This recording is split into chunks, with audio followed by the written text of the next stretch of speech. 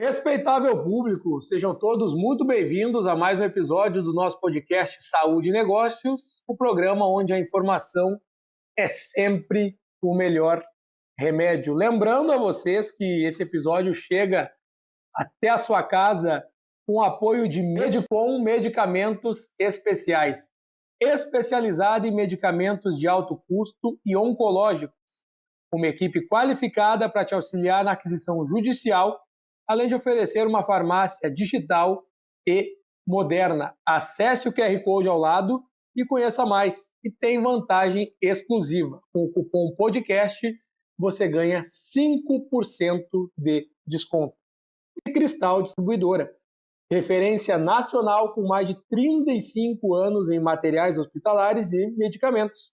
Com 3 centros de distribuição no Brasil, garante logística personalizada para consultórios, clínicas e hospitais.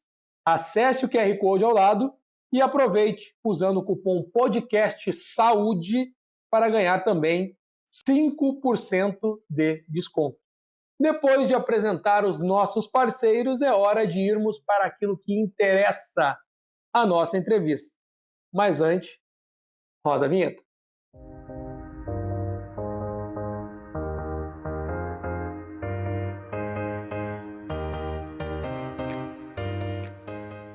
Respeitável público, sejam todos muito bem-vindos a mais um episódio do nosso podcast Saúde e Negócios, o programa onde a informação é sempre o melhor remédio. Eu sou o Gesiel Elias e para conversar comigo, sempre eu tenho aqui ao meu lado pessoas que dominam, entendem do assunto e eu, assim como vocês, estou aqui para aprender. Especialista em inteligência emocional e desenvolvimento humano, com foco em alta performance. Atuação nas áreas de psicologia organizacional do esporte, gestora esportiva, comentarista das boas de futebol, palestrante e treinadora comportamental com mais de 10 anos de experiência em eventos corporativos.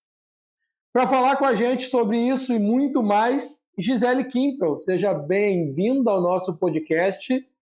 Aproveite o espaço e se apresente. Diga para nós o que tu faz além de dar entrevista aqui para a gente. Satisfação, obrigada, Gesiel, pelo convite. É muito interessante, né? Como a vida vai convergindo os caminhos, né? A gente foi fazer a participação de um programa falando de futebol. Sim. E a gente acabou se conhecendo e agora eu estou aqui muito feliz de poder estar falando não só do meu trabalho, mas como tu disse, né? Acho que a gente sempre tem aquilo para aprender, para ensinar, então essas trocas são muito boas. E eu atualmente trabalho como consultora empresarial, tenho cursos também de gestão esportiva, então gosto muito dessa área de entender sobre gestão de futebol, porque gosto muito, sempre gostei desde criança. Eu comecei a minha formação profissional sendo professora, e é muito interessante, assim, vou contar rapidamente. Chegou um determinado momento da minha carreira que eu comecei a perceber que eu funcionava um pouco diferente com os meus alunos, né? Então, assim, tu gerir um grupo, uma sala de aula, é uma gestão de grupos. E ali, então, há 12 anos atrás, eu resolvi fazer uma transição de carreira, justamente por entender que eu podia performar as pessoas de um jeito muito melhor, que as pessoas também se sentissem bem com os resultados, né? E por incrível que pareça, eu aprendi isso com os adolescentes em sala de aula. E aí, a partir dali, então, eu comecei a focar em ter esse conhecimento na área de gestão comportamental, de inteligência emocional. Naquela época, Porto Alegre ainda estava engatinhando muito, então eu fui fazer as minhas formações fora, né, justamente para trazer, de fato, uma inovação nessa área, né?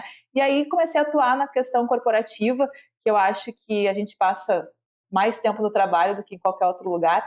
E aí, para não parar só nisso, eu falei, e se eu aliasse isso também ao futebol, né? Então, também hoje é um desafio que eu tenho de poder colocar essa cultura organizacional e esportiva dentro do futebol, da gestão, e a gente está aí dando esses passos.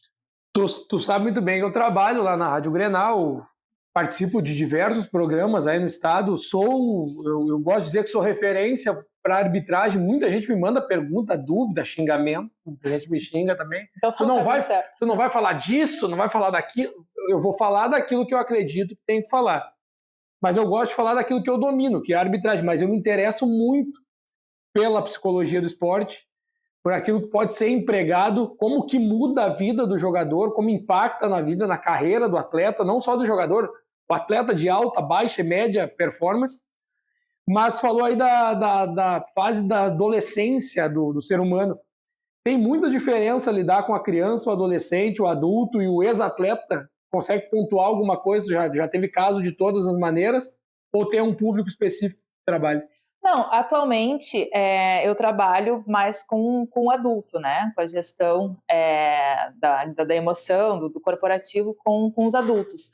Mas até é interessante falar isso, porque quando eu comecei a atuar nessa área, eu comecei dando palestras na base do Grêmio. Uhum. Né? E aí foi muito legal, porque eu consegui aliar... Na escolinha ou lá em Eldorado? Lá em Eldorado. A base mesmo, não é escolinha. Base, isso. Eu fiz ali algumas palestras para o Sub-17, Sub-18, acho que Sub-16. Enfim, foram 3 categorias ali. E justamente foi um momento muito significativo, Gesiel, porque eu entendo de adolescente, né? Por eu ter trabalhado muito tempo. E aí eu consegui aliar.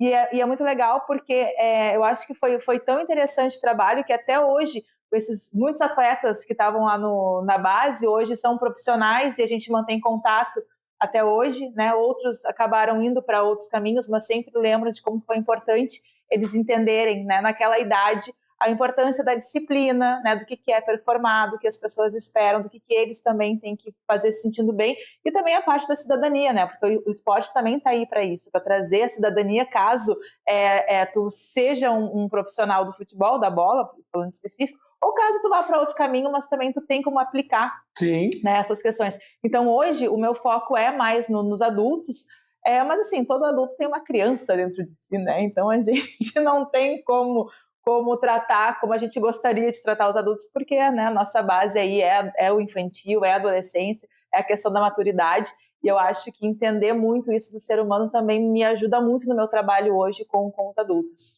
O problema é que aqui nós temos uma pauta, né, um script para seguir aqui com mais de 20 perguntas para a Gisele.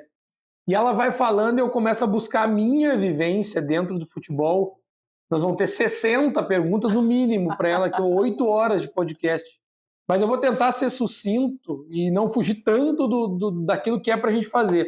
Mas eu sou obrigado a te perguntar. Categoria de base, escolinha, formação do jogador, formação do ser humano. Eu que lido com futebol sei que é mais ou menos 70 mil para virar um profissional não é nem de alto nível, é o profissional. O profissional de alto nível, então, a fatia é bem menor, porque aquele que vai ganhar 500, 600 mil por mês é coisa só de Inter e Grêmio aqui no estado. Isso aí não existe no outro clube. O próprio Juventude, que é clube de Série A, não tem salários tão altos. Como que tu lida com essa frustração do atleta que pode e muito provavelmente não vai se tornar atleta profissional? E como tirar essa frustração também do pai e da mãe, que às vezes veem no filho a oportunidade de mudar de vida e também não dá certo? Que a gente vê, né, nas categorias de base, pais ensandecidos fora do campo, querendo que o filho performe, mas não, às vezes não é para ele. Sabe, eu gosto muito de um pensamento, Gisele, que é sobre alinhamento de expectativas. Que muitas das nossas frustrações, e aí seja em qualquer área profissional, ou a gente como pais, né, e aí a gente acaba projetando isso com os filhos, tudo passa por um desalinhamento de expectativas. Então, assim, quando eu coloco um peso em cima, né, do meu filho, até em cima do próprio desejo que ele tem, né? E aí eu, como pai, quero incentivar, porque também sei os benefícios que um jogador de futebol na família traria para todo mundo.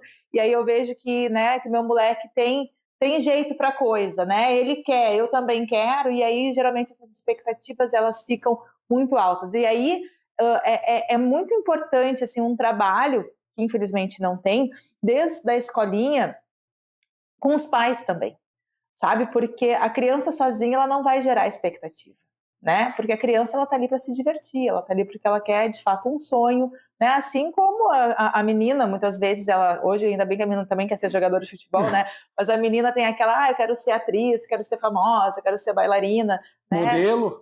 E aí a gente vê que, por exemplo, que essa menina, quando ela chega ali na adolescência, vida adulta, ela não tá tão frustrada, a família não tá tão frustrada porque ela não conseguiu aquilo quando é com um jogador de futebol. Porque o que acontece? O moleque, ele joga bem, ele joga bem, ele tem futuro. Mas a gente tá comparando talvez com os outros molequinhos ali da turma dele, né? Quando vai ali para um nível, né, de experiência, vamos dizer assim, semi-profissional, amadora, numa escolinha, o jogo já é outro. Então, esse alinhamento de expectativa que é, meu filho, olha só, tu quer realizar esse teu sonho? O papai e a mamãe também querem. Só que assim, vamos pensar em cenários. E aí é isso também, Gisele, que eu faço no meu trabalho, quando a gente está com qualquer tipo de problema, assim, quais são os cenários? Qual é o nosso pior cenário?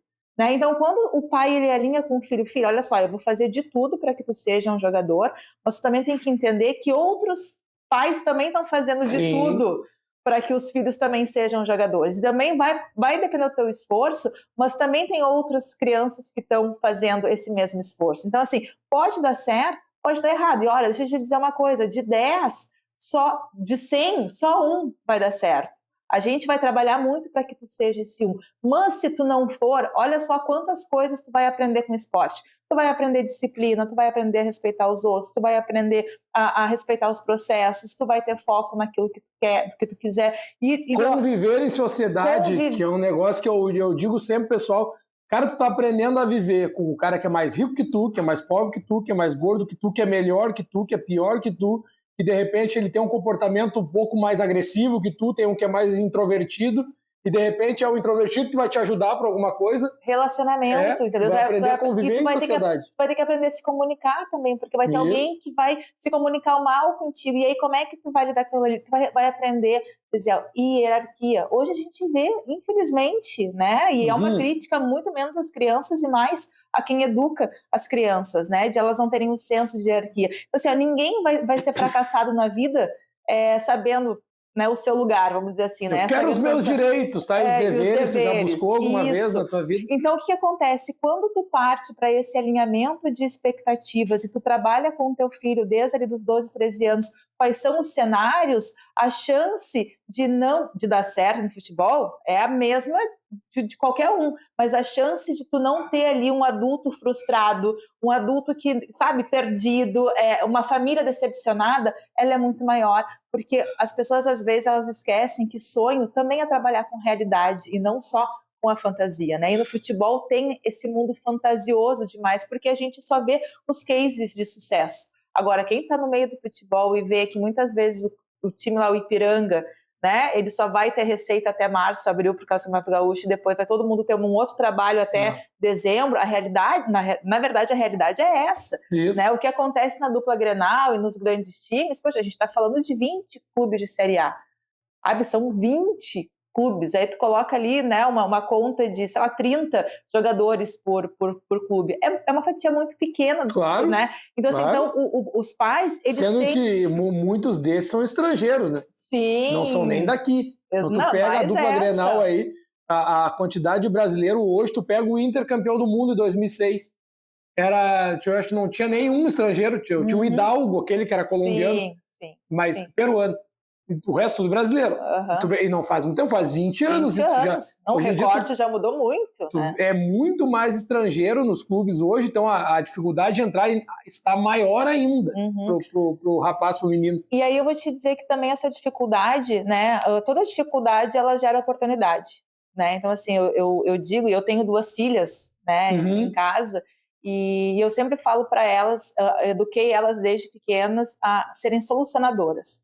Porque eu sempre falo, olha só, todo problema vai trazer uma solução e a gente vai ter que ser criativo para encontrar soluções. Né? E aí, quando a gente vê o desafio, a dificuldade, a gente tem que ver a oportunidade. Tem muitos pais, muitos empresários que também já estão começando a enxergar no mercado externo, né? No exterior, talvez a possibilidade para os filhos ali para a base.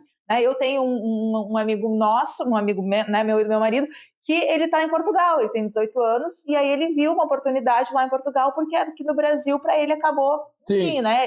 foi uma questão de decisão. Mas o menino terminou o ensino médio e ele está bem orientado. Olha, filho, se der errado, o pai vai te buscar, tu volta, a gente, né, vai te dar todo o suporte. Então, assim, é tu ter também a dimensão de que daqui a pouco o sonho, ele pode ser que não aconteça desse jeito, mas ele também pode acontecer de uma outra forma, né? Porque daí tu também tem que criar essas oportunidades. Mas, assim, sempre lembrando, pode ser que aquele sonho, ele não seja para ti, né? Não seja ali para o teu filho, para ti, ou tu queira mais do que ele, enfim. Então, assim, é sempre trabalhar com realidade. Eu acho que isso é o melhor jeito da gente ter uma gestão mental e emocional mais equilibrada. Eu não sei, eu com certeza o rapaz é vivo ainda, meu amigo de anos lá da minha cidade, São Sebastião do Caí. Eu posso dar o nome dele aqui porque eu gosto muito dele, ele gosta muito de mim, o Cleiton. E ele era um baita de um lateral direito da minha época, jogava categoria 9-1, 9-2 ali na escolinha do Grêmio. E ele com certeza seria atleta profissional. Com certeza, porque tu consegue enxergar quando o cara é focado, é diferenciado, é forte, ele tinha tudo para ser um atleta profissional. Beleza. Um belo dia, num treino numa quarta de tarde, ele vai, não sei por que ele foi se aventurar no ataque e pegou um zagueiro maior que ele. E a bola foi para a dividida. Eu lembro até hoje do estouro que foi. Parecia um tiro dentro do campo, assim, parecia um tiro. Então ele, bum, e ele caiu para um lado e o zagueiro caiu para o outro. O zagueiro levantou, meio que arrumando as caneleiras e tal. Para ele não foi nada. Ele levou, quando a gente chegou perto, o joelho dele estava atrás da perna, assim. Ou seja, a carreira acabou. Não tinha, não. Mal tinha começado. Ele tinha o quê? 14, 15 anos na época. Estava despontando para ir para algum lugar. Uhum. Essa frustração da lesão, nós todos temos que lembrar que somos seres humanos. Isso pode acontecer com o Messi, que é alta performance, já está com a carreira resolvida, pode chegar na Copa do Mundo, agora o Messi tem uma lesão e ter que encerrar. Mas o Messi já construiu todo o seu legado. Mas pode acontecer com um menino de 14, 15. Eu vi acontecer, ninguém me contou, eu vi acontecer. E ele, por muito tempo, entrou em depressão, ficou triste, no ponto de, eu não sirvo mais para nada, eu ia ser jogador, agora o que eu vou ser da minha vida? Sendo que a família tem uma estrutura né, de agro, ele poderia seguir em outra coisa, a disciplina que ele aprendeu, o trabalho em equipe que ele aprendeu, a gestão de grupo que ele aprendeu, a liderança que ele aprendeu, ele podia aplicar em outros lugares. Só que ele foi descobrir isso muito tarde, talvez com muito trabalho psicológico. Alguém disse, não, Cleiton, tu pode utilizar isso aqui. Aí ele abriu a cabeça. Tem como eu trabalhar isso e trabalhar esse possível cenário de frustração na criança? Tem. E aí, enquanto tu falava, né, várias coisas, né, vão passando pela minha cabeça. E aí, eu tenho uma menina de 14 anos em casa. E até casualmente ontem a gente estava numa conversa e ela falou assim, eu tenho medo do futuro, eu falei assim, minha filha, tu tá recém no 9º ano, né? Então, assim, tem muito futuro e também tem muita transição de carreira, né, para te fazer. Se aquilo que a minha filha mais quer agora causar tudo isso nela, pode ser, e aí, né, gente, o ser humano ele é bem complexo pra gente também, né, sempre dar 100% de certeza, né, Gisele? Mas assim, uma criança de 14 anos que entra numa pegada dessa, de demorar muito tempo para se recuperar, é porque a frustração dela é com decepção. Uhum. Ela foi criada tanta expectativa nele, né, na criança, a família criou, os amigos criaram, né, todo mundo colocou assim tanta expectativa, uma tábua de salvação, colocaram ali quase que um peso e uma responsabilidade que uma criança de 14 anos não está preparada para receber. E aí, quando ele se machuca, na verdade, o problema não é ele repensar a carreira, porque com 14 anos ninguém tem carreira. Sim. Entende? Ninguém tem carreira com claro 14 anos. Então, no momento que ele entra... não ser o Michael Jackson, esse aí já é desde os 5. Então, assim, quando ele entra nessa pegada assim, de ficar deprimido, é porque ele está muito frustrado, porque ele não vai conseguir atingir a expectativa dos outros. E aí é muito importante as pessoas se colocarem também nos seus papéis. O moleque está lá na categoria de base ou está na escolinha. Quem é que é responsável pela saúde mental e emocional dele? São os pais. sabe? Então, isso a gente tem que entender. Não é o professor da escolinha que é responsável. É a mesma coisa de uma escola, né? O professor há muitos anos, porque a escola... Gente, o aluno já tem que chegar educado de casa, porque existe o papel do professor, existe o papel do pai, existe o papel do técnico, existe o papel do clube. Quando o menino, né, enfim, quando o adolescente ele está ali na categoria de base, ainda assim, quem é responsável por tudo que está acontecendo na vida emocional dele são os pais. E aí, hoje, ainda bem, tem muitos psicólogos do esporte que já encontraram isso num nicho, sabe, de conseguir atender os pais de atletas, porque tem que ser trabalhado isso, a expectativa que tu coloca em cima. Depois que esse atleta ele vai crescendo, aí as esferas de ajuda e de apoio, né, de rede de apoio, elas vão, né, aumentando. Mas até uma certa idade, os 17, 18 anos, são os pais que são responsáveis por toda a expectativa que aquela criança tem. Eu gosto de acompanhar, né, as histórias do esporte aí e vejo que tudo bem que tu tem a cobrança, não é a cobrança, mas assim, tem a palavra expectativa, mas pode ser também assim uma responsabilidade que tu coloca na criança. Por exemplo, o Messi teve a sua responsabilidade.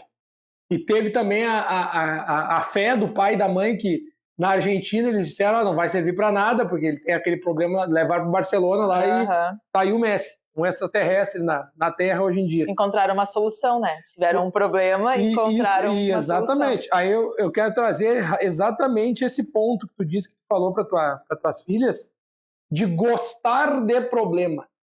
Parece que tu tem que gostar de problema, que o cara que resolve, a pessoa que resolve problema, ela começa a ser bem vista pela sociedade, pelo mercado de trabalho, pelas equipes que ela trabalhou. Não, mas só um pouquinho, o dia que eu tive a Gisele aqui, a caneca quebrou, a gente ficou olhando para a caneca quebrada, ela trouxe um copo. Resolveu. Nós tinha que colocar água, tá resolvido. A gente ficar lamentando horas que a caneca quebrou. E como que eu crio essa mentalidade na criança? Eu posso desenvolver de maneira lúdica, talvez criando jogos que ela possa... Mas tem outras maneiras que eu posso desenvolver essa mentalidade de vencedor? Claro que tem. A gente também nunca pode desconsiderar, né, o perfil comportamental de cada um. Né? Então, assim, existem aí até os testes, né, de comportamento. Que é do melancólico. Isso, fleumático. Eu sou colérico. Eu sou colérico e sanguíneo, provavelmente. Eu sou colérico. Os dois juntos aí. Então, assim, existem, claro, a questão do perfil comportamental, né, o temperamento de cada um, tem a questão, né, dos traumas que vão gerando os nossos sabotadores mentais. Assim, é óbvio que existem variáveis, mas dentro dessas variáveis existem padrões, tá? Só que existe, sim, como tu trabalhar com a criança, só que isso também demanda tempo, paciência e, principalmente, Gisele, exemplo, sabe? Porque assim, com criança a gente pode ter muitas estratégias, mas assim, se tu tiver um probleminha e a criança te vê descontrolada, desequilibrada, desesperada, não adianta tu colocar ela para resolver um cubo mágico, entende? Porque ela também vai aprender pelo exemplo, porque o cubo mágico vai ensinar a técnica, né, de resolver algum problema, mas até chegar nessa técnica tem toda uma questão comportamental e emocional. Então, assim, a primeira coisa, tu tem que dar esse exemplo de aprender a solucionar problemas. E aí, quando eu também trabalho com adultos, né, eu também faço mentorias, né, de vida, de transição de carreira, eu sempre falo, a gente tem que agradecer os problemas, porque é como se de fato fosse ali um aprimoramento de qualquer coisa que a gente faça. Se eu quero jogar vôlei, como é que eu vou ficar melhor no vôlei? É jogando todos os dias. E aí o saque que ontem eu não conseguia fazer, hoje eu dou gargalhada que aquele saque sai fácil. Sim. Com o problema é a mesma coisa. Eu tenho que olhar para os meus problemas lá atrás e pensar, cara, como é que eu pude chorar por causa disso? Hoje seria uma barbada de resolver. Tu entende? Então, quando a gente olha para os nossos problemas lá atrás e a gente ri dos problemas que a gente passou, nossa, como é que eu pude sofrer tanto por aquilo ali? É porque eu comecei a treinar a minha mente para resolver o problema. E aí eu tenho a certeza que, cara, pode vir o problema que vier, eu vou conseguir encontrar uma solução. Pode não ser a solução que eu quero, pode não ser a melhor solução, mas eu vou estar dando ali o meu melhor naquele momento, e pode, inclusive, eu enxergar que aquilo ali não tem solução. Só que aí eu vou dormir em paz com aquilo ali. Né? Então, quando a gente entende que o problema ele é uma oportunidade, eu não estou falando aqui que a gente tem que agradecer, porque acho que o que o ser humano mais quer é uma vida fácil. Né? Ai de nós que caísse um dinheiro na conta sem a gente precisar trabalhar. Seria hipocrisia a gente dizer, vamos agradecer os problemas. Não, não é isso, não é agradecer, é entender que, olha só, vai aparecer. O problema vai aparecer na tua vida, tu vai acordar e daqui a pouco tu acordou e vazou alguma coisa no teu banheiro. Tem uma chargezinha de um índiozinho pequenininho com uma flechinha assim puxando e um gigante na frente dele. E aí tem duas perspectivas diferentes do mesmo problema. Na primeira é o pessimista. É muito grande, não vou conseguir vencer. Não, ele é muito grande. E a outra é o otimista, é o mesmo desenho. É muito grande, não dá para errar. Não dá para errar, não tem como errar. Eu não vou errar a flecha de jeito nenhum. Exatamente. E aí quando tu enxerga assim, cara, o problema vai vir. Ou eu lamento, e aí vai demorar mais para resolver, né? E aí as pessoas, eu vou ter que chamar alguém para me ajudar, e daqui a pouco as pessoas não vão confiar em mim, porque eu não consigo sair daquilo ali, aí eu vou ficar deprimida, e aí quais são os meus pensamentos? Lembra que pensamento leva a emoção que gera comportamento. Sim. Né? Então, se eu penso que eu não sou capaz, aquilo ali vai me gerar uma ansiedade, de fato eu vou me comportar com alguém que não... Vai levar um padrão para a vida. Levar um padrão para a vida. Então, se eu entender assim, olha só, eu não tenho como fugir dos problemas que vão aparecer. É um choque de... E aí, olha, casa com o que eu falei no início, né? Que é trabalhar com o quê? Com a realidade. Sim. Então, assim, tu vai ter que trazer... olha só, filha, lamento te dizer, mas tu vai enfrentar um problema. A vida não é assim. Ai, mãe, mas é que tem uma goteira no meu quarto e o pessoal que veio arrumar não cancelou, e aí ela entra num desespero, e eu falo assim, bem-vinda à vida. Isso vai acontecer muitas vezes, inclusive quando tu morar sozinha. Sabe? Então, assim, é trabalhar na realidade, sabe? Então, o que a gente vai fazer? A gente vai ter que colocar um balde, a gente vai ter que colocar um pano, a gente vai sair de casa, a gente vai fazer o quê? Para aquilo ali te aliviar até tu conseguir respirar, porque isso também é um ponto importante, né? Porque muitas vezes a gente quer resolver o problema sem a gente conhecer ele, né? Pessoas impulsivas, ansiosas, né? Como é que nós dois. Pergunta como é que eu aprendi, né? Porque também tem isso, porque quando a gente quer resolver, às vezes a gente coloca os pés pelas mãos. Por quê? Porque a gente não conhece o tamanho do problema, né? Então assim, cara, aconteceu isso. Bom, isso aqui aconteceu por causa disso, isso aqui por causa disso. Eu preciso conversar com quem para entender melhor. Poxa, quem é que pode me ajudar a ter uma compreensão disso aqui para eu resolver? Hoje eu não vou conseguir resolver, então amanhã eu penso melhor. Né? Mas é tu pegar para ti, eu vou solucionar, mas talvez agora não seja o melhor momento, porque eu preciso entender o que está acontecendo. Mas assim, tu vai ter que levantar da cama e enfrentar aquilo ali, porque se tu não enfrenta, é muito pior. Eu lembro aqui de uma situação quando eu era criança, a enchente de 2000, uma das maiores do estado aí, claro, nem perto das de 2024. É que as cidades que já são acostumadas com enchente, por isso que quando aconteceu a enchente de 2024, porque eu sou acostumado desde nenê dentro da enchente. Perdi casa, perdemos brinquedo, documento, roupa, tudo, sempre.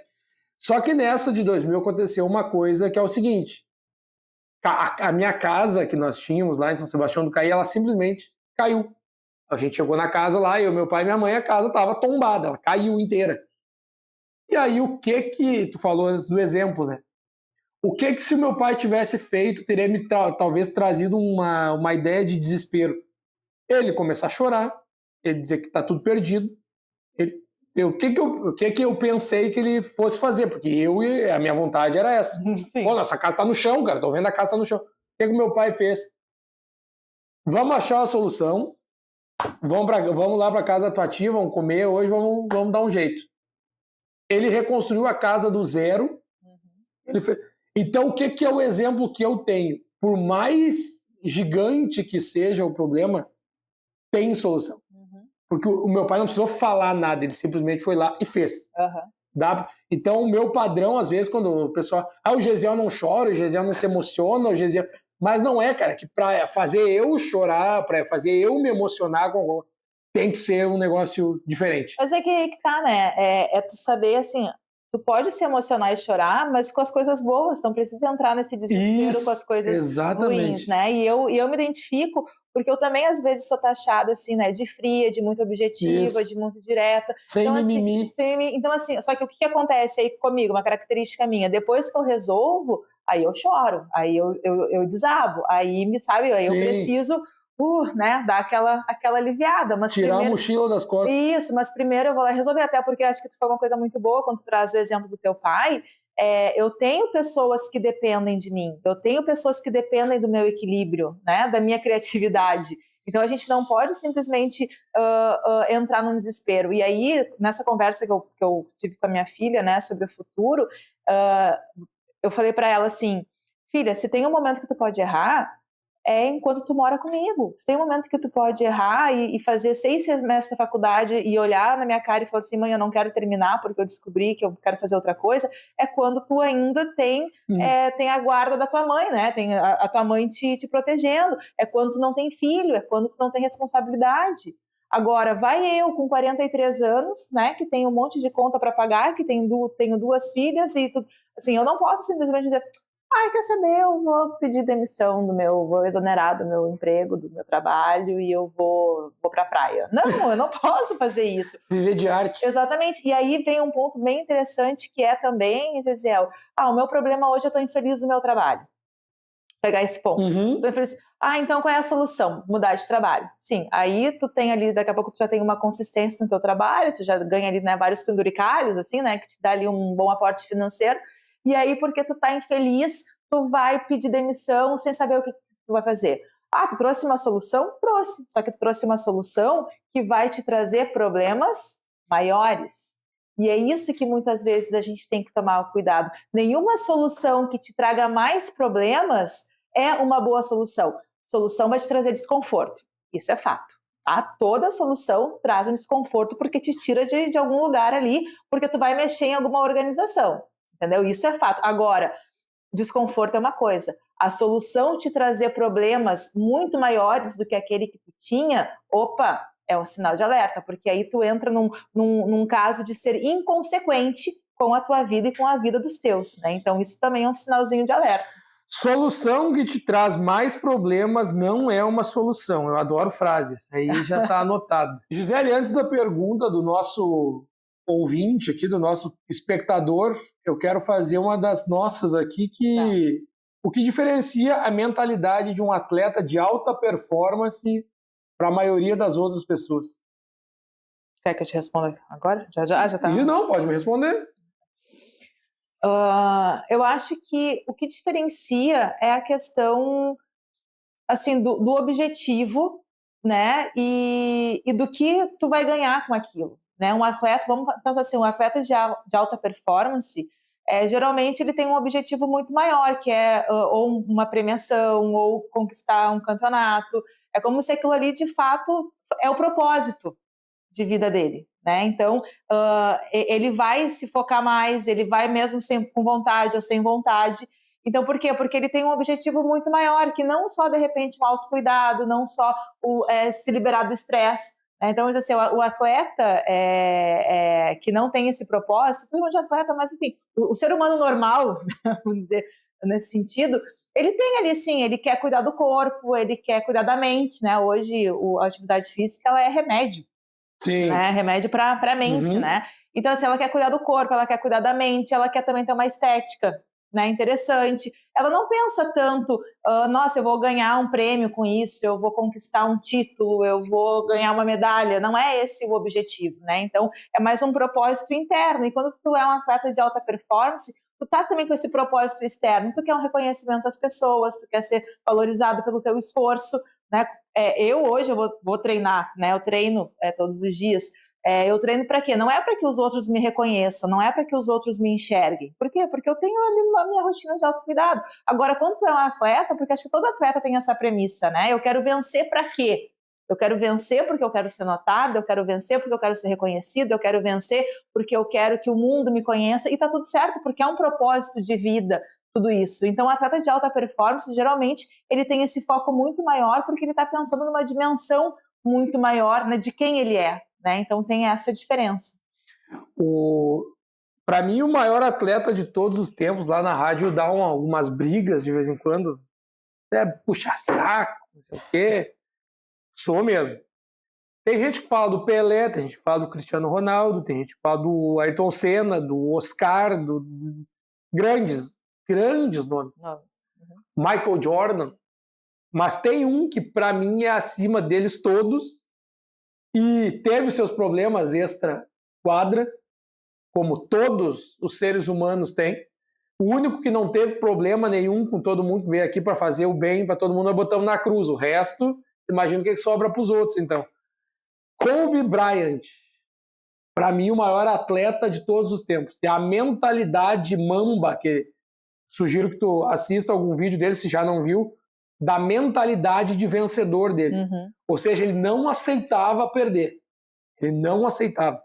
A ponto de jogar com tendão rompido, a ponto de jogar com mão quebrada, a ponto de treinar 3 turnos por dia, a ponto de abrir mão de férias para poder voltar melhor para outro campeonato.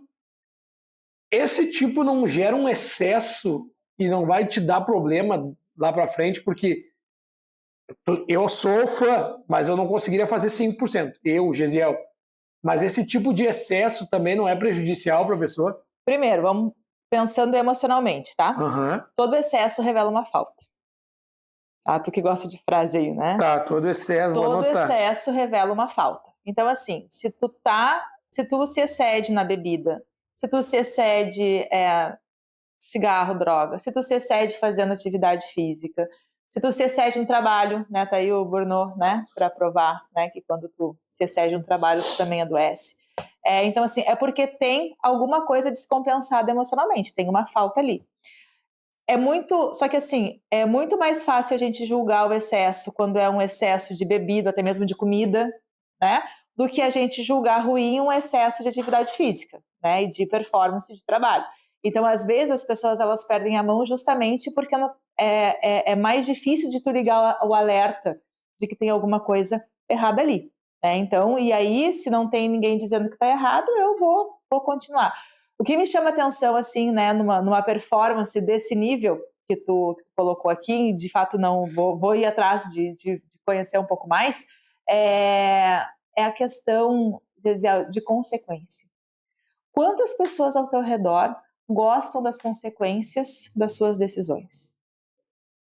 As que eu conheço, poucas gostam das consequências das suas decisões, porque toda decisão que a gente toma gera ali uma consequência, gera às vezes um resultado bom, mas que nem eu falei, né? Toda solução sempre traz um desconforto, e quando a gente toma uma decisão também tem consequência. E aí quando tu tem essa pegada de performar nesse nível, tu também está disposto a colher as consequências. Então quando ele treina mesmo, quando ele joga mesmo machucado, quando ele treina em 3 turnos porque ele não aceita perder, ele também está ali disposto a colher as consequências daquilo ali. Então, assim, eu não sei quais foram as consequências, mas com certeza teve muita coisa. A antipatia dos colegas foi uma, porque, tipo assim, o que eu escutei dos documentários que eu vi sobre ele, até o próprio Jordan.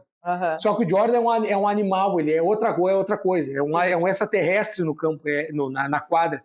É um talento que talvez jamais vai ser superado dentro do basquete. Sim. O Kobe Bryant era o suor. Eu vou comparar o Messi com o Cristiano Ronaldo. É que o Kobe Bryant ele era a performance em cima daquilo ali, da melhora contínua. O Jordan ele já tinha mais o talento, o dom para a coisa. Mas, enfim, os colegas diziam mais ou menos o Rogério Ceni do São Paulo. Pô, eu sou um alto nível, eu tenho comprometimento, eu chego antes que todo mundo, eu treino mais. Por que tu não faz igual? Eu que sou campeão, faço, e tu tá chegando agora não quer fazer? Sim. Aí aquela cobrança excessiva nos outros que faziam o que tinha que fazer, não faziam além do que tinha que fazer, gerava uma frustração. É porque tu acaba colocando a tua régua, né, como parâmetro. Sim. Só que assim, vamos pensar aqui em suposições, né? Mas quem é que será que chegava mais feliz em casa? Será que quem daqui a pouco que era recebido com mais amor pela família em casa? Sabe? Quem treinou até meia-noite ou quem conseguiu chegar às 6, 7 horas? Porque a vida também ela não é só isso, né? A vida, a gente é sistêmico, a gente precisa se relacionar com a nossa família, a gente precisa de dinheiro, a gente precisa de trabalho, a gente também precisa de lazer, precisa de descanso, né? Então, assim, e aí vai aquilo que eu falei das consequências. E aí, quando ele tem... Não deixa de ser, assim, ser visto como alguém soberbo, né? E aí, eu vou fazer uma provocação. Tem coisas que só a derrota nos ensina. Sabe? Vou te dar mais uma frase aqui. Tem lições que é só o fundo do poço que nos traz. Não adianta, porque a gente precisa, eu costumo dizer, né, que ou a gente acerta ou a gente aprende, né, eu não gosto muito, e aí como eu tenho essa questão pedagógica com as minhas filhas, eu sempre procuro não reforçar o erro, né, porque o que faz... A idade delas é parecida? 12 e 14. Ah, tá, quase junto. Então eu costumo dizer, porque o que faz a gente ter medo? É o medo de errar, e aí a gente coloca um peso muito grande no erro, e quando a gente começa a falar assim, olha só, ou a gente acerta ou a gente aprende, opa, então o erro ele vai me trazer aprendizado. E aí quando tu pega um exemplo desse, será que o simples fato de ele não aceitar perder fez com que ele não soubesse se relacionar bem com as pessoas? Será que o fato de ele não querer perder, né, será que não deixou de ensinar que tem coisas mais valiosas do que só performar, que a família talvez... Quantas lições, Gisiel, ele não deixou de aprender porque ele não queria perder? Uma pena que a gente tem só um podcast para falar aqui, porque eu queria ficar com a Gisele aqui umas 12 horas, porque eu queria trazer agora o treinador do cara que treinou simplesmente o Michael Jordan e o Kobe Bryant, que é o Phil Jackson, o cara que mais venceu a NBA na história. Ele tem 11 títulos. Ele treinou os dois maiores times. Ele ganhou 6 com o Chicago Bulls do Jordan e 5 com o Lakers do Bryant. E uma frase dele que o próprio Quincy Jones, quando fez aquela música com o Michael Jackson e o We Are The World, aquela que canta todo mundo junto, sim, o ego fica para fora. O ego fica lá fora. Ele colocava essa frase na entrada do vestiário. O ego fica lá fora. Porque quando tu lida com grandes estrelas, tem esse problema também. Uhum. Tu imagina naquela música lá, tinha o Bob Dylan, tinha o Michael Jackson, Lionel Richie, Bruce Springsteen, tinha a Tina Turner, bom, a nata da nata da época. E tu ter que lidar com eles em uma música só, sem ter ensaio. Eles foram lá para gravar, eles não foram lá para ensaiar. Então tu tem que gerir... Bom, isso é uma questão de liderança, a gente vai ter que fazer um outro podcast para isso. Sim. A disciplina esportiva pode ser treinada no dia a dia comum e agora a gente vai ter um Grenal, final de semana, agora é Dia da Mulher. Já vou antecipar aqui o Feliz Dia da Mulher para ti. E a pergunta do Fabrício aqui no nosso Instagram, que eu larguei antes aqui, a caixinha é: a provocação, ela tem sentido e até que ponto ela tem efeito dentro do jogo e quais são as consequências que pode acontecer? Porque a gente está vivendo aqui uma semana Grenal de muita provocação. Depois a gente responde a daqui, mas primeiro eu quero que tu responda essa. Provocação, ela é salutar? Até que ponto ela pode ser levada como flauta e quais são os riscos que ela traz para o esporte? Eu costumo dizer, inclusive é uma palavra que muitas pessoas falam hoje, eu vou aqui fazer uma provocação, né? Até eu usei agora há pouco contigo, né? Vou dar uma provocada. A provocação, ela gera um sentimento que ele bem gerenciado é muito positivo, que é a indignação, que é o poder de resposta, né? E aí eu costumo dizer que a gente às vezes julga as emoções de forma errada, porque eu não posso dizer que sentir raiva é ruim, porque muitas vezes a gente tomou decisões importantes na nossa vida no momento de raiva, né? Chega, eu não, a partir de agora... Sim, a raiva é uma das emoções naturais do ser humano. Exato, só que a gente julga entre, né, a própria tristeza, né? Nossa, quem nunca tomou também, mudou a sua vida, né? Fez ali um movimento que se tivesse tudo sempre bem não faria e foi essencial para uma vida mais tranquila. E aí, por que eu tô falando disso? Porque a provocação, ela gera sentimentos, né? E aí o sentimento gera o comportamento. Sim. Então, quando tu pensa assim, a provocação, ela é boa, a provocação, ela é boa. Só que, primeiro, tu tem que saber provocar. Tá, mas aí... mas eu não sei provocar. Bom, quem está sendo provocado, e aí acho que esse é o ponto até do Grenal, né? Quem está sendo provocado está com o emocional como, Gisele? Porque, por exemplo, vou pegar o exemplo de novo das minhas filhas, eu tenho as minhas 2 filhas, só que elas são indivíduos diferentes. Se eu fizer a mesma provocação com uma, vai dar um resultado. Sim. Se eu fizer com outra, vai dar outro resultado. É exatamente a mesma coisa. Eu lembro quando as 2 eram pequenas, eu falava para a Betina, que é a maior, não façam isso em casa, tá? A gente aprende. Betina, tu quer apanhar? Porque eu ouvia isso na minha infância, né? Tá. Então, Betina, e ela, eu ia chorando, e a Cecília, quando eu falei para ela a primeira vez assim, Cecília, tu quer apanhar? Ela olhou, quero. E aí, eu gostava de fazer isso. E aí eu falei, e agora? Tipo assim, eu nunca cheguei nessa parte, né? Eu falei, eu acho que esse sistema não tá dando muito certo. Então, assim, a provocação leva melhor quem tiver emocionalmente melhor preparado para a provocação. Então, vamos pensar o seguinte, vou colocar aqui questão de jogadores, tá? Porque eu acho que a provocação, ela faz parte do futebol. Quem que o jogador do Grêmio, o jogador do Inter vai provocar? Qual é o jogador do Grêmio? Porque daqui a pouco, se ele pega um jogador, sei lá, o Arthur, né, que ultimamente anda também meio descompensado, meio nervosinho, né? Poxa, eu vou ir no Arthur porque eu preciso que o Grêmio fique com um a menos, aquela coisa toda. Opa, como é que o Arthur vai reagir? Porque se o Arthur não estiver bem preparado emocionalmente para essa provocação, provavelmente ele vai cair na provocação e aí vai acontecer o que o outro jogador do Inter quis. Agora, eu vou provocar o Arthur. Se o Arthur estiver bem preparado, ele não vai cair na provocação e vai dar errado. Então, na verdade, a provocação, ela não é um problema. O que se torna um problema é o provocado, como que ele está emocionalmente para lidar e para se preparar. E aí volta um assunto que a gente falou lá no início, que é o cenário.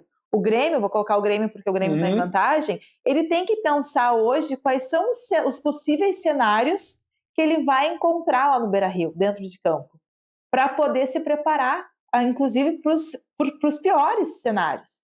O que de ruim pode acontecer aqui? O que de pior pode acontecer em campo? Que tipo de provocação pode tirar o jogador do sério?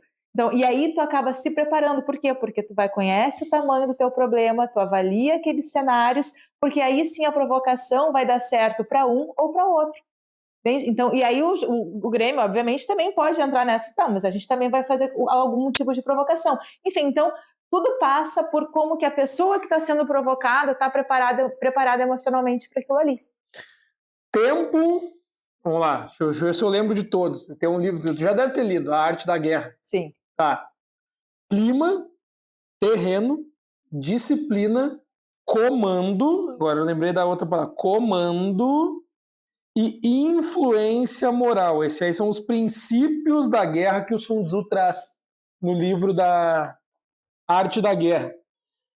Tu vê que isso dá para se aplicar muito dentro, né? Porque o Grêmio, se o Grêmio estudou o terreno, onde vai ser? Beira-Rio, ou seja, terreno inimigo. O clima, como vai estar? Totalmente desfavorável clima a mim. Bélico total. O comando, quem é que vai comandar tudo isso aí? O árbitro, que está totalmente pressionado a tomar uma decisão, de repente, a favor, porque a choradeira está demais, que a pressão está demais, porque tem nota oficial, porque tem a ameaça de sair do campeonato, ou seja, o psicológico do árbitro está estourando. Então, o comando provavelmente vai estar abalado para esse jogo. Sim. Provavelmente vai estar abalado. Influência moral. A influência moral, o que eu posso enquadrar nisso aí? Como que está o meu psicológico com a provocação do adversário, com esse cenário todo? E aí vem o último, que seria a disciplina, né? Eu vou ter disciplina para aguentar isso durante os 90 minutos. Eu vou conseguir não me perder durante esses 90 minutos. Não só a disciplina, mas eu vou ter estratégia. Eu vou ter a estratégia correta para esses 90 minutos, para eu não colocar tudo a perder? Porque seria um desastre para o Grêmio também, perder uma vantagem de 3, né? Seria, não é. A gente não sabe o resultado do Grenal ainda. Quando o episódio for postado, o Grenal já aconteceu. Então a gente está aqui projetando um clássico que vai ser no 8 de março, né, no Dia da Mulher. A disciplina esportiva pode ser treinada no dia a dia comum? Pode. Inclusive, quando a gente fala de disciplina esportiva, a gente está falando sobre hábitos, né? Porque acho que eu, né, ouvi a vida toda, né, que tu ser um atleta, tu tem que ter bons hábitos, tu tem que cuidar do que tu come, do que tu bebe, que horas tu vai dormir, se, né, vai para a noite, se não vai, se tu vai estar no horário do treino, né, porque não deixa de ser um trabalho. Né? Então, assim, a disciplina esportiva, ela tem os princípios que, na verdade, todo mundo deveria ter, né, Gisele? Só que aí, às vezes, vai aquilo do ser humano, né? Eu vou ter uma disciplina só se eu ganhar, tiver algum benefício palpável, mensurável, né? Porque as pessoas, elas, às vezes, esquecem o benefício dos bons hábitos do dia a dia, porque não dá resultado. Então, geralmente, o esforço, quando ele é muito grande, mas ele vem a longo prazo, as pessoas desistem, porque demora para enxergar aquilo ali, a não ser que eu receba, como eu falei, como eu receba um valor financeiro, eu receba, né, alguma bonificação para estar fazendo aquilo ali, que é no caso dos atletas ali de alta performance. Mas sim, a disciplina esportiva, ela vai fazer com que tu não abra mão daquele treino, porque tu tem um horário para treinar, e aí é interessante o autoconhecimento, a gente até nem falou disso, né, porque tem pessoas que gostam de treinar de manhã, tem pessoas que gostam de treinar à tarde, tem pessoas que preferem treinar. Tem gente que não gosta de treinar. Tem gente que não gosta de treinar, mas treina. Então, assim, eu tenho uma relação de amor e ódio, né? Enfim, mas agora, né, a gente vai chegando a uma certa idade e aí e hoje eu descobri faz um mês que nem treinar fofo eu posso mais, né? Que depois dos 40 e poucos a mulher tem que treinar forte mesmo, porque senão não adianta nada. E aí, só que tem dias que eu não tô legal para treinar, mas aí eu coloco na minha cabeça, a academia fica perto da escola das minhas filhas, então me obriga a sair de casa, porque eu sei, a importância do autoconhecimento. Se eu me matriculo perto da minha casa, eu não vou, porque eu sair do conforto do meu lar para ir treinar, não funciona para mim. Para mim funciona eu ter sempre a minha malinha de academia dentro do carro, e aí eu ir onde tem a academia, né, perto ali da minha logística, porque daí enquanto eu espero uma coisa ou outra, vou antes, eu treino. Então, a gente saber... Baita dica, hein? Exato. Não, sair de casa para mim, para treinar, não funciona de jeito nenhum. Mas eu demorei para entender isso. Muito, aí, culpa, né? Frustração, chateação comigo mesma, né? Me senti culpada, até que eu entendi, olha só, Gisele, funciona com a Juliana, funciona com a Maria, com a Gisele não funciona. Né? Então, assim, quando a gente começa... É por isso que quando a gente faz aquela pergunta do que é o mundo ideal, tem que ser o que é o mundo ideal para ti. Exatamente. Porque eu prefiro treinar perto de casa. Já temos aqui um exemplo, duas pessoas, a gente nem abriu para a terceira pessoa. Duas pessoas já pensam diferente. Mas a tua perspectiva é legal. Sim. Porque tu consegue otimizar teu tempo. Sim, e aí o que eu fiz? A minha filha faz psicopedagoga 1 hora bem pertinho da academia. Então eu largo ela 1 hora da tarde, vou, treino enquanto ela está no atendimento, terminou as 2, eu saio do treino, busco ela e vou para casa.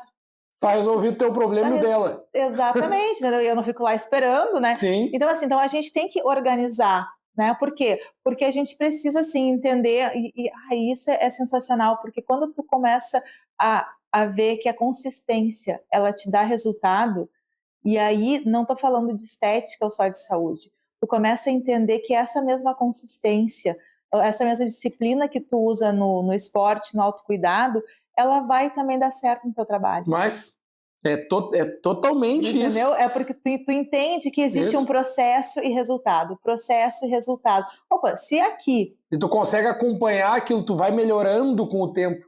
Eu, quando eu retomei a atividade física, boxe, academia e corrida, meu Deus, eu vou morrer. Vou morrer. Só que aí o teu corpo tá me ajudando. Hoje em dia, melhor coisa do mundo é o momento que eu consigo me reforçar psicologicamente, disciplinarmente, fisicamente na academia. E eu vou te dizer, e não é a melhor coisa do mundo porque tu passou a gostar. É a melhor coisa do mundo porque o teu corpo pede, quando tu não faz, ele sinaliza. Isso. Entendeu? Então, assim, e tudo isso acaba te ajudando a performar, porque do mesmo jeito que eu, pelo menos, pensei assim, cara, eu vou pagar para ver isso aqui, porque tá todo mundo dizendo que eu tenho que treinar todos os dias, enfim, 4 vezes na semana, eu vou ter que ver se isso aqui dá certo. Aí, daí tu vai no médico, aí tu faz lá uma bioimpedância, daí tu vê, opa, tá legal aqui, né, o meu músculo, sabe, aqui tem que diminuir, tal. Aí daqui a pouco eu penso assim, poxa, eu quero começar um projeto novo de trabalho. Mas, já tô com 40 e poucos anos, será que vale a pena? Aí tu pensa, quer saber? Eu vou pagar para ver. Né? E aí o que eu tenho que fazer um pouquinho por dia, né? O que eu tenho que fazer todos os dias para chegar no resultado? Então, essa mentalidade de criar um hábito com a tua saúde, né, com o esporte, também te ajuda a entender que é o mesmo princípio para outras coisas que tu quer realizar. E o corpo estando saudável, a mente estando saudável, de repente a gente volta até lá no início da nossa conversa, que inclusive já passou do momento que eu falei para ti, né? Mas é que a gente teve aquela nossa outra conversa ali. A gente volta lá que o problema que parecia ser muito grande, que eu não tinha estrutura para resolver, hoje com a estrutura ele é pequeno. Por exemplo, tu quer fazer uma transição de carreira. Se eu não estou com o corpo, a mente, corpo, mente, alma e espírito plenos, alinhados, o problema pode ser gigante, mas se eu estou com isso em dia aqui, mudar de carreira, me dá o problema aqui que eu já resolvo.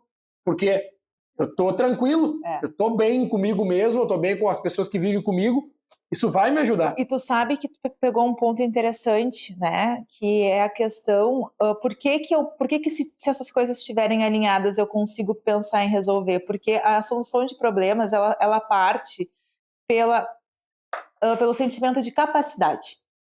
Entendeu? Então assim, para eu resolver um problema, eu tenho que me sentir capaz de resolver aquele problema, entende? E aí, quando eu me sinto capaz, a minha autoestima ela também é trabalhada, porque a autoestima nada mais é, né? A baixa autoestima nada mais é do que tu não se sentir capaz de melhorar nada, de conquistar nada na tua vida, né? Então, quando tu olha assim, não, mas eu sou capaz de resolver, opa, as coisas começam a mudar. Então, o teu sentimento de capacidade, ele muda tudo na tua vida. E aí, quando tu começa a vencer, Gesiel, a preguiça de treinar, tu se sente capaz. Quando tu vê que o músculo começa a ser criado ali, tu vê, opa, eu me sinto capaz. Quando tu passa um dia, talvez, sem comer o teu doce, sem, né, beber o teu álcool, sabe?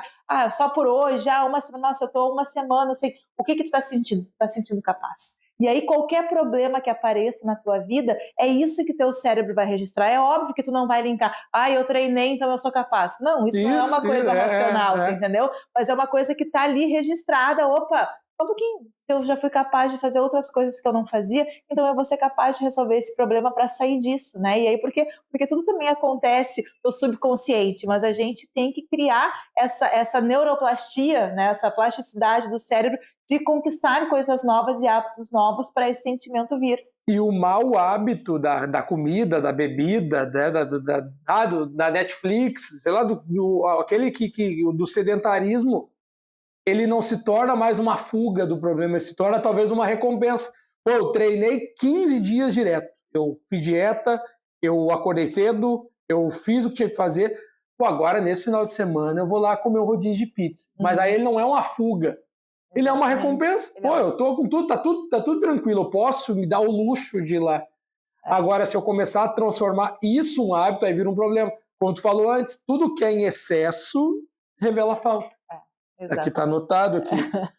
Como desenvolver foco num mundo cheio de distrações? Assim, aí de novo, qual é a realidade hoje? É um mundo de distrações. Sim. Né? Não só o celular, né? Tem muita distração. Isso. E aí, vou colocar assim, né? Como que eu encaro tudo isso e aconselho, de novo, cada um, né, tem ali a sua vida ideal, né? O autoconhecimento, por isso que ele é tão importante. Mas o que eu tenho que entender? Olha só, porque que aí vai das expectativas irreais que as pessoas falam. Sim. Porque eu vou tirar todas as distrações da minha vida e vou focar naquilo que eu quero. A gente consegue? Não consegue, te dou a resposta antes que não. A gente não consegue, é assim como a gente vai fazer uma dieta, tu entendeu? Porque a partir de agora eu não como mais...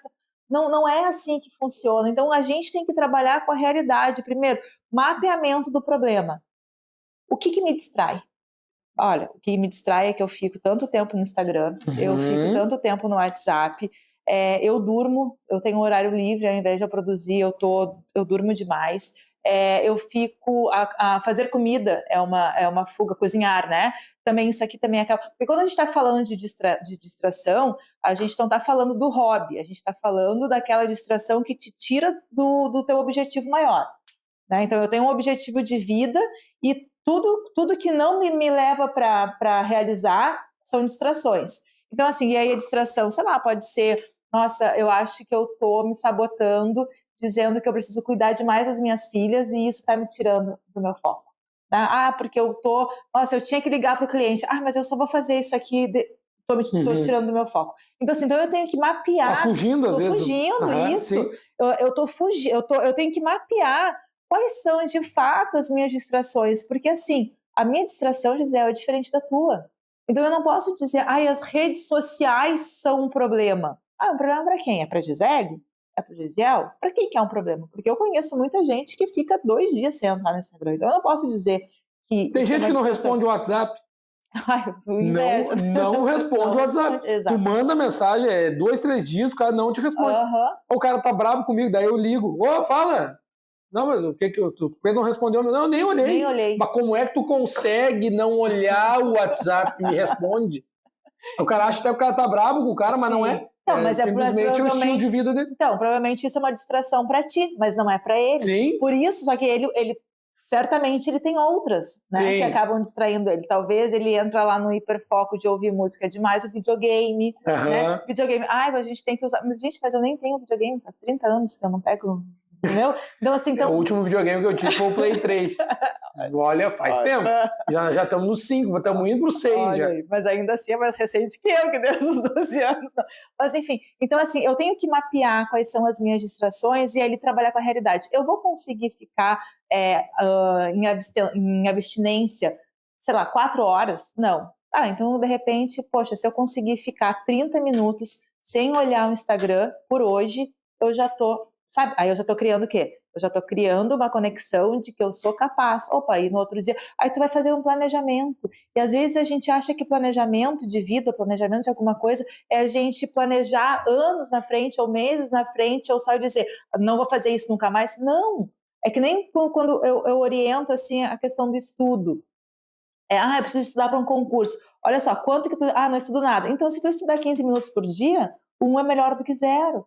E aí, Gesiel, acho que o pulo do gato é que as pessoas elas querem sair de uma realidade hoje e amanhã, no dia 6, elas já querem mudar a realidade, tu entendeu? A gente quer já querem ver resultados magníficos na vida. Senão, então isso não funciona. Deu. Então eu vou tirar minhas distrações. Aí hoje eu tenho aqui 9 horas de uso de celular e aí amanhã eu quero que vá para 0. Desculpa, mas tu vai te frustrar porque tu não vai conseguir, tu vai se sentir um ser incapaz.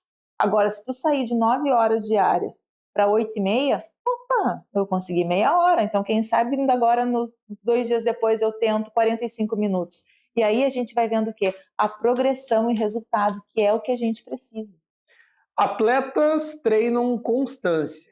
Como que eu aplico isso na vida real e profissional? É exatamente a mesma pegada, né? Tu pensar, o que eu tenho que fazer todos os dias? Eu gosto muito de uma situação assim, né, de a gente pensar o que é uma prioridade, porque às vezes a gente acha que ser produtivo no dia é a gente fazer coisas o dia todo, né, aí sim eu vou ser produtivo, e na verdade, quando eu penso assim, olha, o que eu tenho que fazer no meu dia de hoje que eu não posso deixar de fazer, e aí sim isso é ser produtivo, isso aqui é minha prioridade, eu não posso terminar o meu dia sem fazer isso.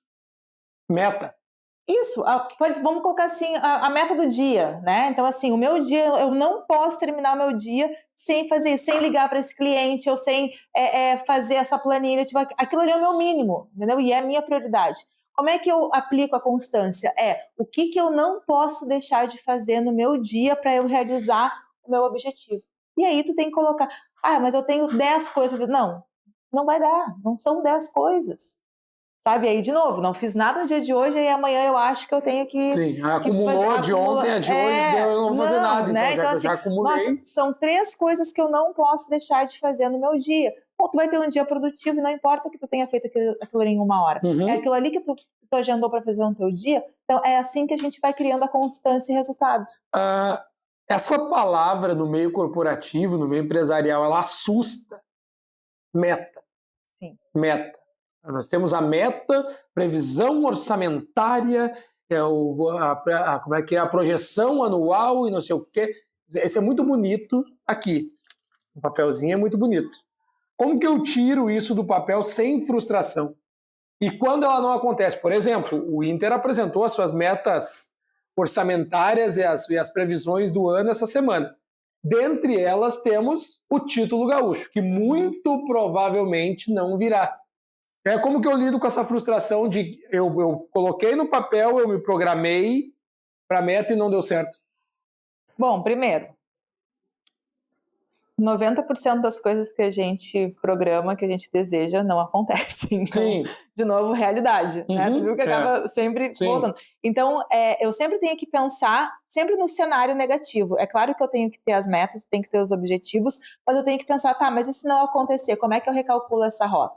Ou, não aconteceu, será que eu tenho que recalcular a rota ou eu tenho só que continuar tipo, se fazer e esperar o trabalho acontecer, o resultado aparecer, né? Então eu tenho que sempre fazer uma análise quando chega naquela data agendada. Eu costumo dizer, Gisele, que resultado ruim também é resultado. Sabe por quê? Porque o resultado bom mostra, nossa, né? Resultado. Agora, se eu não faço nada, eu não sei nem onde eu tô errando. Agora, se eu tenho um resultado ruim, opa, isso quer dizer que o que eu fiz aqui não está dando certo. Então, às vezes é melhor a gente fazer e errar do que a gente ficar inerte e aí não saber nem por onde começar os ajustes. E aí aqui agora vou trazer uma questão polêmica. Eu acho que as pessoas elas não sabem usar a palavra meta corretamente. Porque as pessoas elas confundem objetivo com meta. E quando fala assim, a meta do Inter é ganhar o título gaúcho, está errado. O objetivo do Inter é ganhar o título gaúcho. Por quê? O que é uma meta? Meta é o que eu faço para atingir o objetivo. Então, por exemplo, vou usar aqui a questão de saúde. Bom, eu tenho um objetivo de... Isso não cai no ponto da preguiça também, porque se eu fracionei toda a minha meta visando um objetivo, eu sei que eu sei que o que eu estou cumprindo vai me dar a oportunidade de chegar. Pode ser que eu não chegue. Sim, mas aí existem variáveis. Mas aí é o seguinte, se eu estou cumprindo tudo, eu tenho pelo menos como mostrar, não, mas eu falei que eu ia treinar 5 vezes na semana, eu falei que eu ia fazer um reforço muscular, eu falei que eu ia contratar 10 jogadores, eu falei que eu ia demitir 3 jogadores, tudo isso metrificado, metrificado, exatamente. E aí então eu tenho como pelo menos me defender.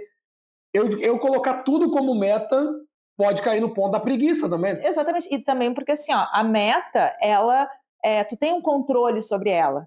Tu não tem um controle sobre o resultado, já vou te explicar. Entendeu? Só que quando tu coloca assim, objetivos muito irreais, tu não está considerando essas variáveis e aí vem de novo a frustração. Então vamos colocar aqui, eu tenho uma meta de perder 2 quilos nesse mês. Meta não, desculpa, eu tenho um objetivo de perder 2 quilos esse mês. Bom, qual é a minha meta então? Eu vou fazer uma meta semanal.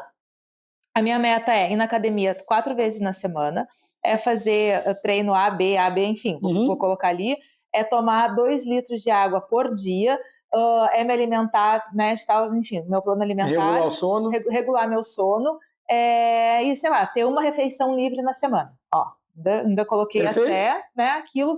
Bom, beleza, essa é a minha meta.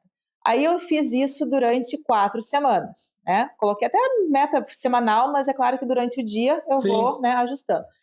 Chegou, eu fui me pesar, depois de um mês. Eu aumentei 1 quilo. Aí eu vou olhar para as minhas metas. Assim, o hábito de anotar, ele ajuda muito, tá? Porque a gente consegue, né, mensurar bem direitinho o que é aquilo ali.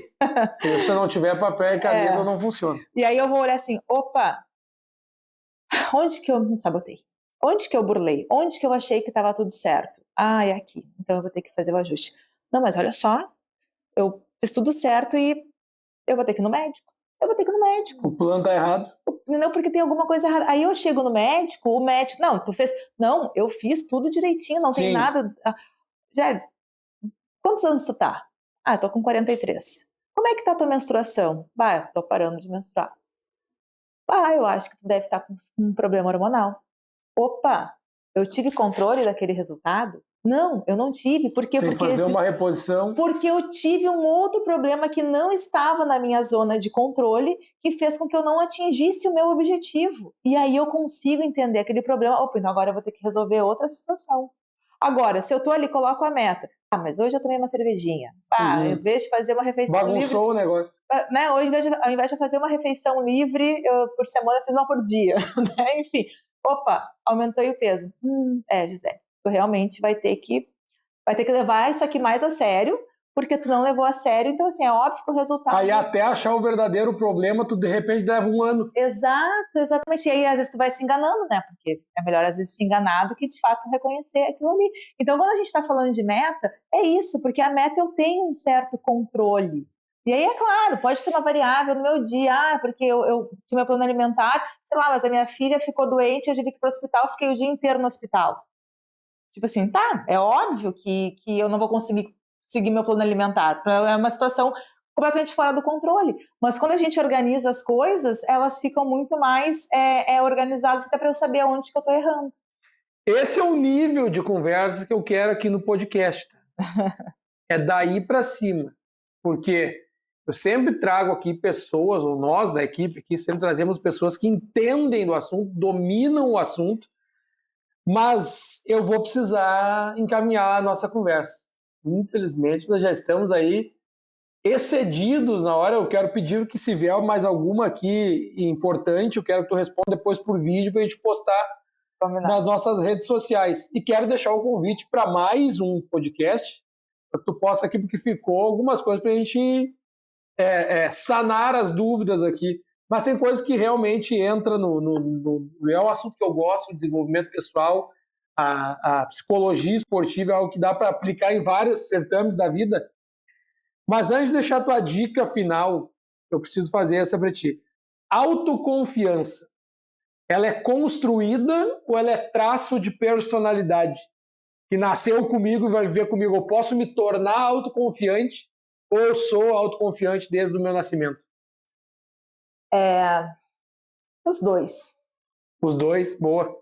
Porque, assim, a gente não nasce, né? A gente nasce uma folha em branco, né? Uhum. É claro que tem os traços genéticos, enfim, tudo isso, mas, assim, a herança genética comportamental, ela é comportamental, a gente vai aprendendo com exemplo. O que faz com que eu tenha autoconfiança? É o reforço positivo dos pais, então, por isso que eu posso te dizer que são os dois. Então, se a gente, desde que a gente nasce, a gente vai escutando, né? E os nossos pais têm atitudes com a gente que eles confiam, né? Mesmo eu tendo 4 anos de idade, eu posso confiar na minha filha, vou confiar, posso ter essa situação, olha, eu sei que a minha filha vai conseguir lavar a louça com 5 anos, então, mãe, mas eu tô com medo, filha, vai lá, né? Tu consegue, a mãe tá aqui, também se quebrar não tem problema, a mãe tá aqui, enfim. Então, é uma coisa que sim, ela pode ser vinda da nossa personalidade desde pequeno.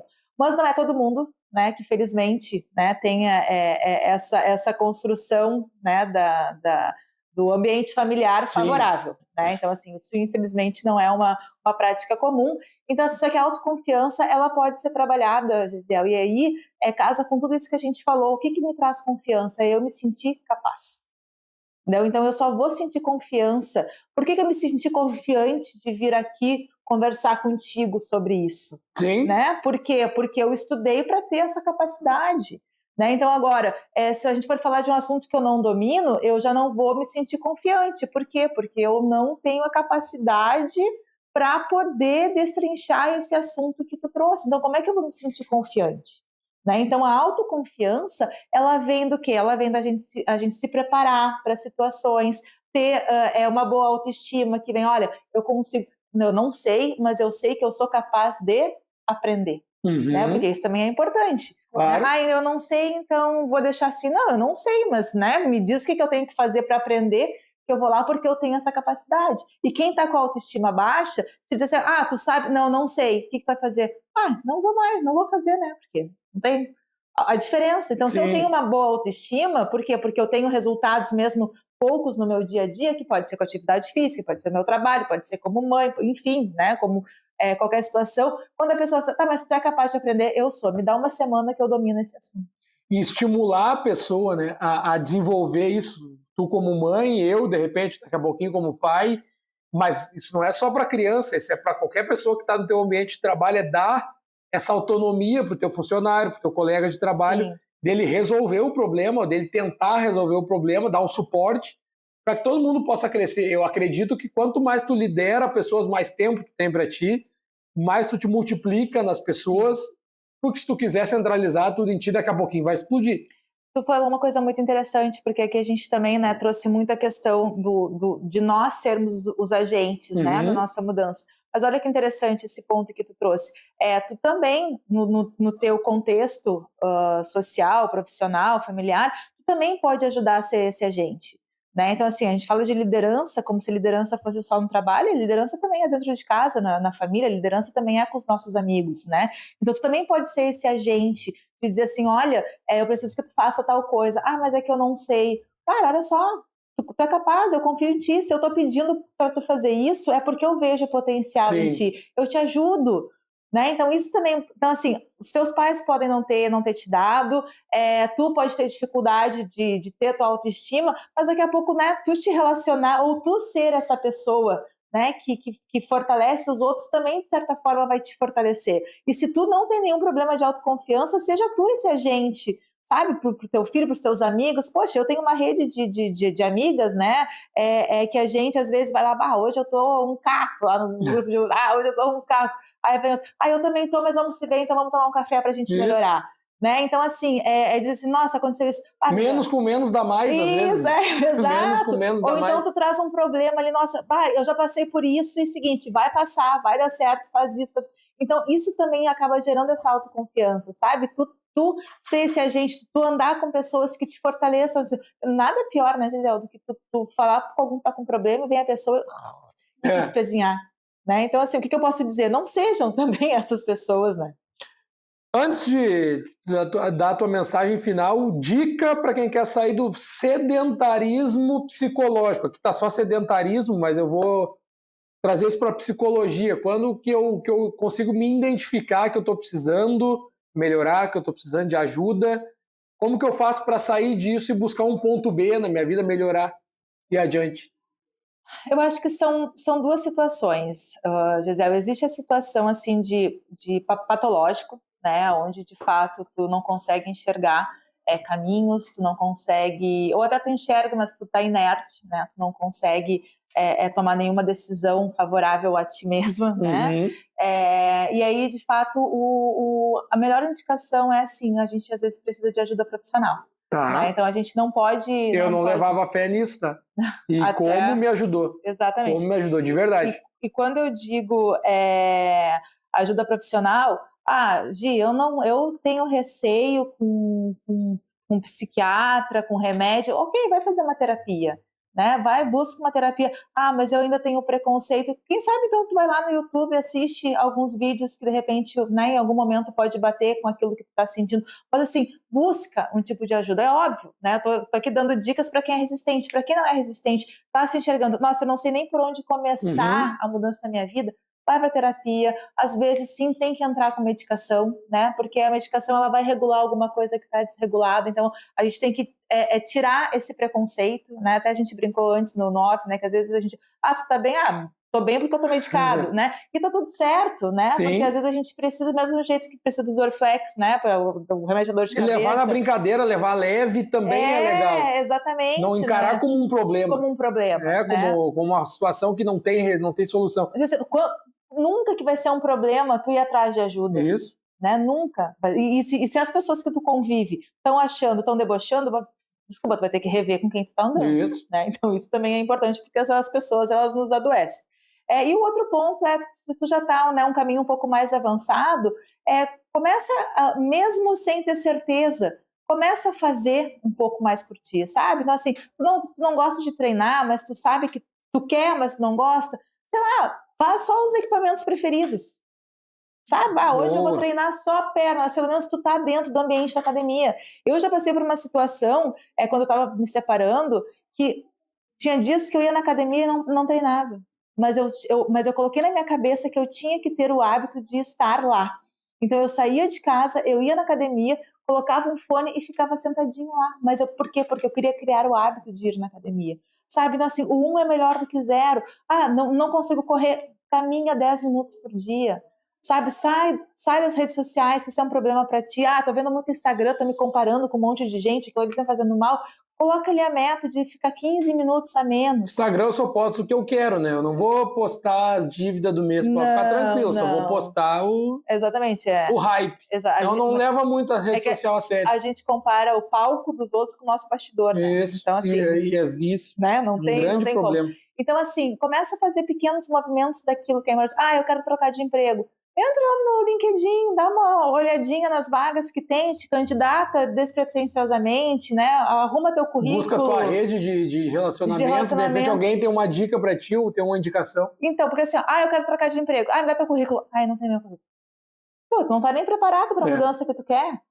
Né? Então, assim, eu vou contar uma história rapidinho. Logo que eu me separei, um ano depois, eu coloquei na minha cabeça que eu ia fazer meu passaporte. Eu falei assim, eu vou fazer meu passaporte.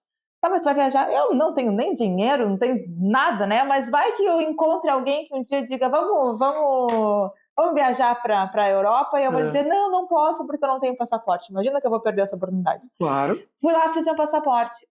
Gisele, um ano depois, não, um pouco menos, 6 meses depois, eu conheci meu atual marido, e a gente começou, né, a namorar e tal. Ele falou assim, tu tem teu passaporte? Eu falei, tenho. Quem sabe então a gente vai para lua de mel na Europa. Eu falei, olha só, imagina, tipo assim, se eu tivesse, não tenho aí agora, além de custo de casamento, custo de viagem, ainda tem que ter mais custo de passaporte, aquela correria toda. Não, e outra que às vezes o tempo nem é hábil para te ajudar, né? Eu quero fazer uma viagem para daqui 30 dias, o passaporte não fica pronto. Não fica pronto. Nesse tempo. Exatamente. E aí, e isso me ensinou não só a lei da atração, né, que às vezes a gente, né, fala assim, olha, eu acredito que aquilo ali vai acontecer, mas também é estar preparado. Então, assim, qual é a mudança que tu quer na tua vida? Comece a se preparar para ela. Tu quer mudar de trabalho? Esteja com teu currículo pronto, vai ver as vagas que o mercado tem, sabe? Tu quer mudar teu corpo, quer ter uma vida mais saudável? Vai ver, pensa se tu prefere que a academia seja perto da tua casa ou longe da tua casa. Vai ver condição financeira, né? Qual é o tipo de academia que eu posso pagar? Sabe? Já começa a pensar em como que aquilo ali pode acontecer na tua vida, sabe? Para tu ficar pronto para as mudanças que tu quer que aconteça. Que legal, olha, que podcast, hein? O maior até o momento, e eu vou dar uma boa notícia para vocês, vamos ter que ter a parte 2. Parte 2. Porque ficou bastante coisa para a gente esclarecer, aqui tem muita dúvida minha, eu não falei sobre assuntos como racismo, aquela provocação desproporcional dentro do campo, a frustração que gera talvez um final de carreira antecipado. A gente deu uma pincelada aqui, mas quero aprofundar mais sobre isso. Então, teremos que ter a parte 2, então, e agora aqui já com o presente da Gisele em mãos. Essa aqui é a nossa caneca do podcast, seja sempre muito bem-vinda. Azul, gostei. Pensando no público azul do nosso estado, vamos ter que fazer umas vermelhas também aqui, né, para agradar os dois lados. Seja sempre muito bem-vinda, Gisele, foi muito produtivo, muito legal, foi um prazer ter te conhecido, desejo tudo de bom na tua vida, e eu quero uma despedida diferenciada tua, porque a gente está perto do Dia da Mulher, então eu quero que tu faça 2 mensagens finais, uma para o nosso público aqui que vai acompanhar o Grenal, que vai compartilhar o teu conteúdo aqui com todo mundo, vai aguardar a tua revisita aqui para nós, e também para as mulheres que nos assistem aí, em especial o Dia da Mulher. 2 mensagens finais, então, aqui no nosso podcast. Vamos lá. Agradecer o convite, né, e já antecipar, assim, aceita a parte 2, né, pra gente que bom que tu gostou, de verdade. Continuar o papo, é sempre muito bom ter um debate, um papo de qualidade, né. E o recado que eu quero dizer, assim, Gisele, pessoas precisam de pessoas. Né? PPP. A gente está aqui falando sobre o nosso desenvolvimento, sobre crescer, sobre a gente atingir, né, os nossos sonhos, objetivos, mas o topo, ele não precisa ser solitário, né? Então, assim, se a gente chega onde a gente quer, mas a gente não tem as pessoas que a gente ama, né, o carinho, o amor, esse reconhecimento, né, do nosso esforço por parte de quem nos ama, de nada vale. Né? E acho que a gente melhorar e a gente se desenvolver também é um ato de amor pelas pessoas que estão perto da gente, né? Acho que a melhor forma que eu tenho de dizer para as minhas filhas, para o meu marido que eu amo, né? Eles, eu ser uma pessoa melhor todos os dias, né? Então eu costumo dizer assim, eu quero sempre que quando as pessoas estiverem perto de mim, elas saiam melhores do que quando elas chegaram. Então, acho que a dica que eu posso dar para todo mundo é procurem melhorar, procurem se desenvolver, procurem crescer, amadurecer, porque as pessoas que te amam, elas merecem, né? Uma versão sempre melhorada de cada um de nós. Que coisa linda, hein? Obrigada. E agora para as mulheres, Gisele. Mas primeiro eu quero que tu explique o que é o TPM tricolor. Vamos lá, então.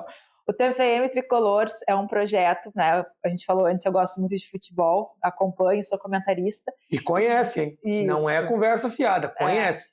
Muito tempo de estádio, né? Meu pai me levava desde pequena e ele sempre me ensinava muito sobre tática, técnica, né? Desde os 6, 7 anos ele já me mostrava a posição de campo, assim. E, de fato, né, eu acabei desenvolvendo aí um amor pelo futebol. E aí a gente faz aí algumas semanas, começamos junto com o perfil do Alma Celeste, que ele já tem toda uma produção de conteúdo, eles cobrem o Grêmio.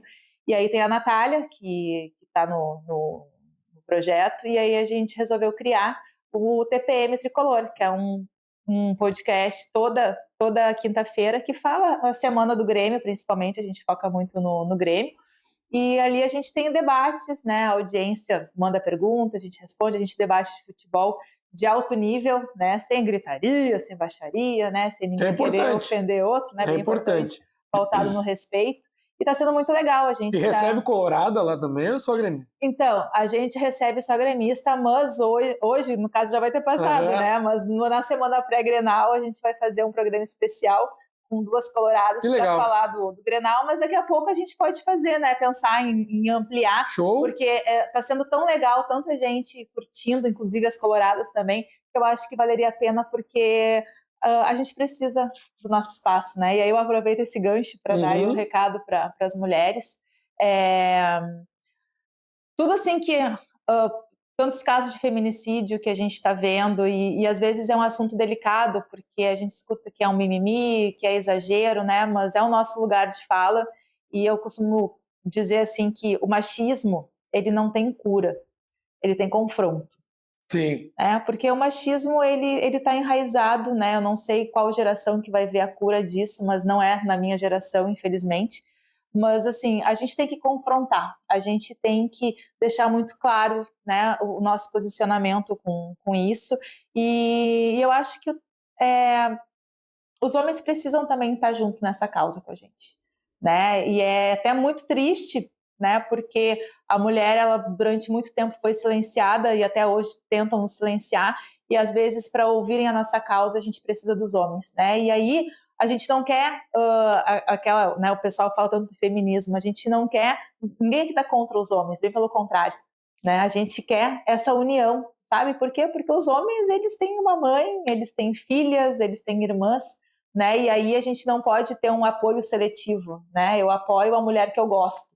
Sim. Né? E não as mulheres no geral. Então, acho que o que a gente mais quer, mais do que flor, chocolate eu sempre quero, tá? Mas mais do que flor, né? E uma postagem, a gente quer que o dia a dia seja pautado, né? Mais no respeito e que a gente não perca aí o brio de lutar por isso, porque é o que a mulher faz sempre, né? É lutar. Conta comigo! Seja sempre muito bem-vinda. Essa foi a Gisele Kimpel. Que episódio. Eu adorei, anotei muita coisa aqui, quase que comecei um livro aqui com as dicas e conhecimentos da Gisele. Seja sempre muito bem-vindo ao nosso podcast. Obrigada. Te agradeço, que bom que tu aceitou voltar aqui, porque o cliente é sempre aquele que volta, né? Não é o que compra, é o que volta. Obrigado por ter gostado do nosso papo também, espero que tenha agregado na tua vida. Com certeza. Foi muito bom te conhecer lá no programa do REC, que nos apresentou. Mas agora a nossa amizade segue daqui para frente. Muito obrigado a você que acompanhou o nosso podcast. Compartilhe o episódio com quem você acredita que mereça receber esse conteúdo. Curta o nosso conteúdo, nos siga nas redes sociais. Aliás, redes sociais, qual é o teu Instagram? Instagram é @Gisele_Kumpel. Tá. Se escreve Kumpel, mas é Kumpel. Pode seguir lá no Instagram lá para acompanhar os conteúdos. Então, essa foi a Gisele Kimpel. E você que nos acompanhou, muito obrigado mais uma vez.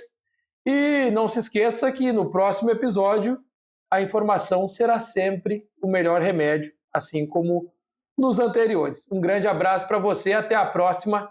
Tchau!